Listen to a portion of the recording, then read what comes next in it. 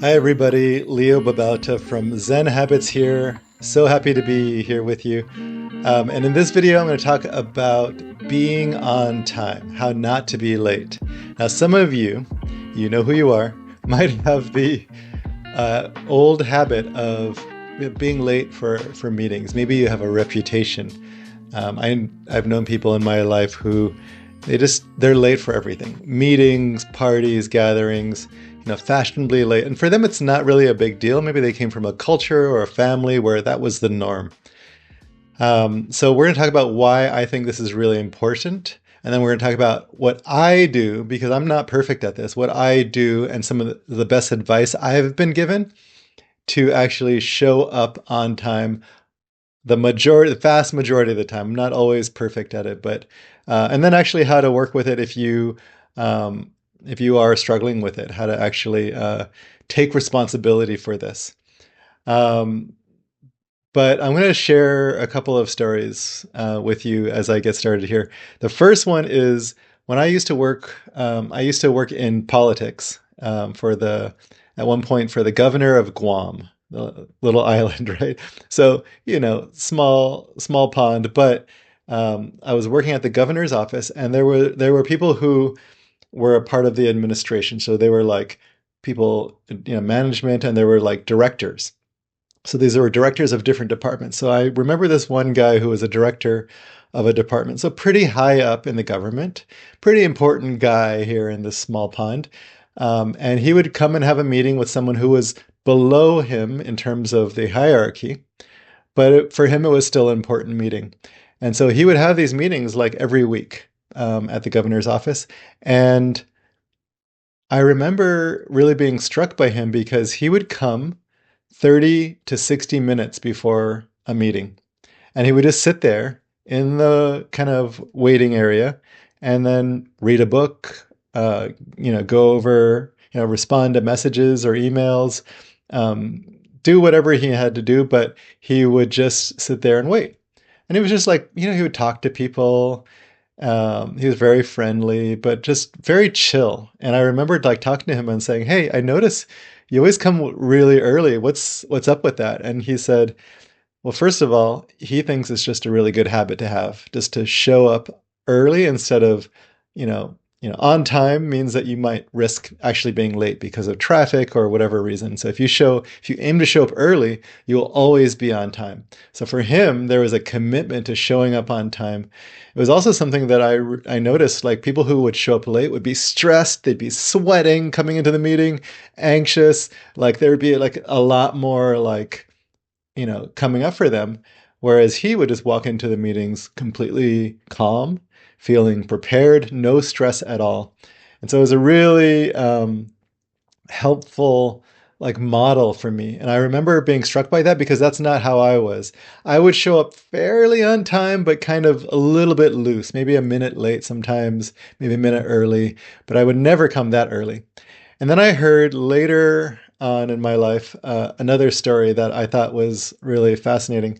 There's two legendary investors in the investment world, Warren Buffett and Charlie Munger. Warren Buffett maybe is the more famous of them, but for people who are into this kind of thing, you've probably heard of Charlie Munger. He's one of the Berkshire Hathaway founders, the co-founders, and possibly the smarter of the two. He's a very, very sharp, very well-read, like philosophical, like knows his numbers, really sharp guy.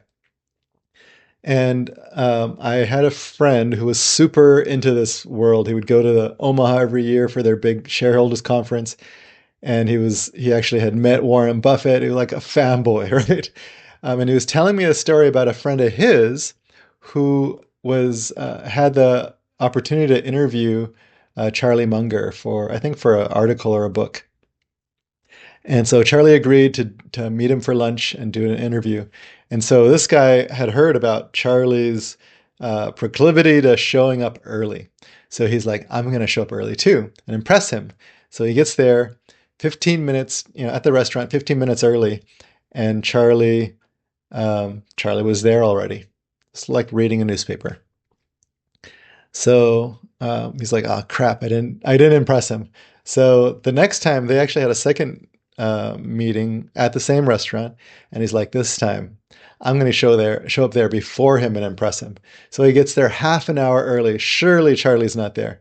Of course, Charlie's there, sitting at the restaurant, reading a newspaper. So then he is lucky enough to have a third meeting with Charlie. And he's like, this time for sure, I'm going to show up well early and impress the dude. So he gets there an hour before their meeting time.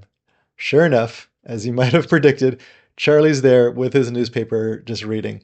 And this is a guy who's got a lot to do, a lot of things going on. But what he was modeling there was a real commitment to not only showing up on time, but like kind of going the extra mile.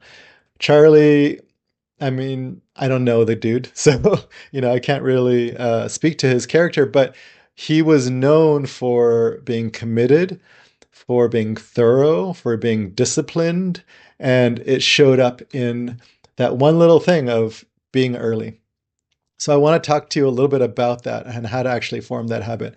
I believe in shooting, at least 5 minutes before the meeting, shooting to be there. Maybe 3 minutes, maybe 2 minutes, but don't be rushing in. And one of the reasons is what I've already mentioned is that you can be really stressed and feel really unprepared. And now you're starting the meeting feeling rushed from one meeting to the next. And so the first tip that I want to give you is set a target to show up early. Even if it's 2-3 minutes early, I think 5 minutes is a nice window, but 10 minutes is even better if you want to like be able to sit there and prepare your, like go over your notes and feel prepared. You'll go in with a lot more calmness. You're going to develop a reputation for being punctual and committed, and it really like models something for others. You can do this without judgment. This is not about judging others who aren't doing the same thing as you, or like lording it over them about how great and disciplined you are. But I really believe that it's a incredible habit to have. Very, very simple one. So show up early. Now, the next thing is for people who are habitually late, the reasons are traffic, or they schedule their meetings too close. And so I was just getting off another call and I'm going to be 5 minutes late to that one. I have people like that who are constantly late to our calls because they have another call that ends right at the top of the hour and the same time our call starts. But of course, their call always goes over. So that's another big obstacle. So traffic or getting there, and scheduling calls too close. And then another is getting ready. They start getting ready too late. So I know a lot of people like this who they're like, oh, it's going to take me 10 minutes to get ready. It takes them more than 10 minutes, probably half an hour, 45 minutes. But they don't start until, it's only going to take me 10 minutes. So I'm going to start 10 minutes before I need to leave. But actually the time that they think they need to leave, because they kind of loosely don't even really think about it. They also are leaving too late to get there on time. There's always going to be traffic, and they don't account for it's not going to be a perfect commute to get there. And so this is something that I had to learn when we lived in San Francisco, and I didn't have a car. So I would either take a bus or a train or a walk. And I would constantly misjudge how long it was going to take. I'm like, oh, the train says it's only going to be, 8-minute ride plus like 8 minutes of walk time. So if I give myself, 20 minutes is plenty. But of course, trains are late, or you have to kind of navigate, unfamiliar train station, and that's going to take a few more minutes. And so you want to have a cushion for commute and a cushion for getting ready. So those are that's the next tip that I want to give you is put a cushion into both the commute and the getting ready for something. So if you are, if you're someone who likes to take your time to get ready and you think, oh, it's going to take me 20 minutes, give yourself at least half an hour, but more like 40 minutes to get ready. Your getting ready will be less rushed, more leisurely. You'll be calmer at the end of it, and you'll feel like you've taken care of yourself instead of trying to rush through and stressed. And then, so give yourself, 30 minutes or 40 minutes or whatever you need to do. Put a little bit of a cushion there, but then start getting ready. have a start time that's 30 minutes before you need to actually leave. And that time that you're going to leave, you're going to give yourself a cushion there as well. So let me walk this through as an example. Let's imagine I take 20 minutes to get ready. So I'm going to give myself a cushion and say 30 minutes. Now let's say it takes 20 minutes to get to the meeting place and my meeting is at 10. So instead of giving myself 20 minutes to get there, I'm going to give myself 30. So I have an extra 10 minutes to get there. But I'm going to shoot to get there 10 minutes before 10. So hopefully you can see that I'm putting a lot of cushion into this. So I'm going to shoot to actually arrive at the meeting at 9:50 and then take 30 minutes to get there. So 9:20 is when I want to leave my house. And then I need 30 minutes to get ready. So 8:50 is actually when I need to be starting to get ready. And again, each of those has a little bit of cushion in it. So 8:50 is 30 minutes to get ready before I need to leave. But I only take 20 minutes to get ready, but I'm giving myself an extra 10 minutes. Now, if that doesn't work, if I regularly miss that 30-minute window and I actually, take 40 minutes to get ready, I need to adjust that and add more cushion. But let's just say that that's actually pretty good cushion. So 8:50, I start getting ready. That's my start time for getting ready. And then at 9:20, it's time to leave. And then at 9:50, I'll arrive. And so I'll be there 10 minutes early. So this is just a little bit of math that you need to actually think through, especially in the beginning as you're working through this habit, so that you actually arrive early. And you've put cushion into the commute time and you put cushion into the getting ready time. Now, if you get ready in 20 minutes and you've got 10 extra minutes, great. Do whatever you want to do in those extra 10 minutes. Maybe clean up a little bit, maybe answer a couple of messages. But it's better to be done getting ready early than it is to be like rushing out the door late. And if the commute only takes you 20 minutes, but you gave yourself 30, great. You're there 20 minutes early. You've got some extra time you can do something with, but you don't have to stress.